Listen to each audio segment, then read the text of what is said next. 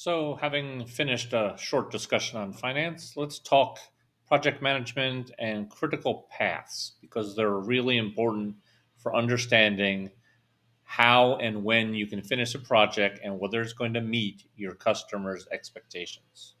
A critical path is determined by identifying the longest stretch of dependent activities and measuring the time required to complete them from start to finish. It is commonly used in conjunction with the program evaluation and review technique. The precursors of what came to be known as critical path were developed and put into practice by DuPont between 1940 and 1943 and contributed to the success of the Manhattan Project.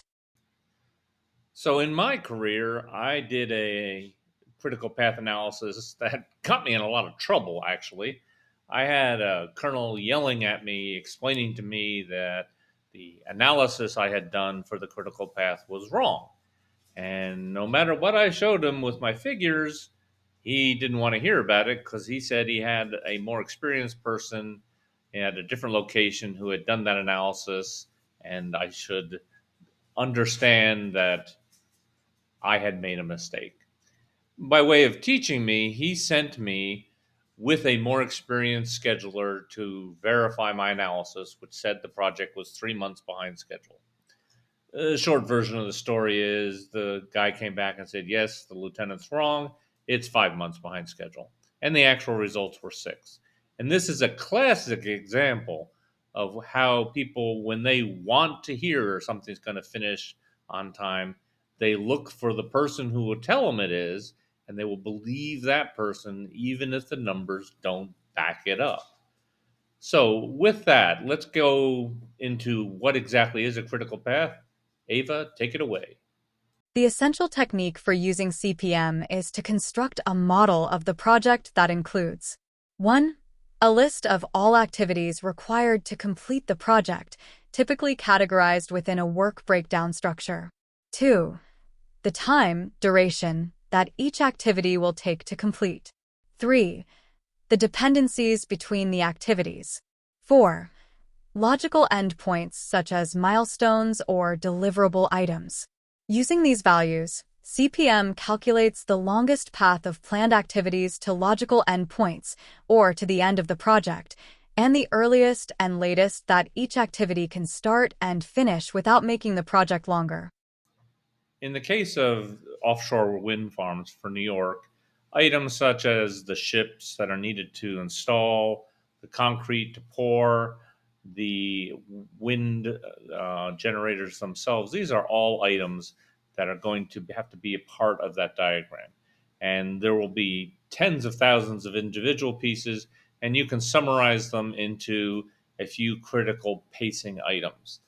Now, one of the tricks for the wind farm will be that the scheduling of the length of time, the estimate, it's being done years in the future, and it's being done at a location where it hasn't been done before. So, per the discussion previously about estimating the time, there's going to be a lot of error in the estimate. And items such as how long it's going to take to test, the time of year, how much wind's going to be required. All of these variables are going to make the project take either longer or shorter, and the people involved with it are going to have to try to avoid the common problem of looking at the shortest possible time and saying that's the schedule. So, by way of example, Ava, talk a little bit about solar, please. For example, if a project is testing a solar panel and task B requires sunrise, a scheduling constraint on the testing activity could be that it would not start until the scheduled time for sunrise. This might insert dead time, total float, into the schedule on the activities on that path prior to the sunrise due to needing to wait for this event. This path, with the constraint-generated total float, would actually make the path longer, with total float being part of the shortest possible duration for the overall project. One can easily imagine, in the case of offshore wind farms, that there are going to be a lot of dependencies that could affect how likely a task will finish on time. To take that solar example and make it a lot more difficult to predict. Imagine trying to get the ships there on time.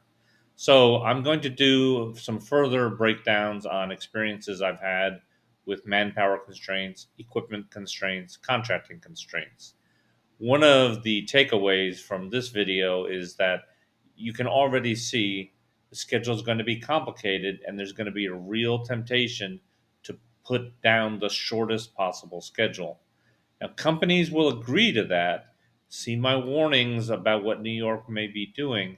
The trick is they will always write in clauses to protect them against unexpected delays that might be caused by, in their judgment, external events, the weather, the government, in this case, the state of New York, not fulfilling their requirements on time to perhaps have grid hookups available, to have the labor and the port available to move components in and out, any issues with unions. All of these things will be part of the contract negotiation, and that too will be a topic unto itself. So I hope you've enjoyed this. I'm going to be focusing on these project management tasks going forward. If there's any special areas you want me to touch, please leave a comment and like and subscribe. Have a great day.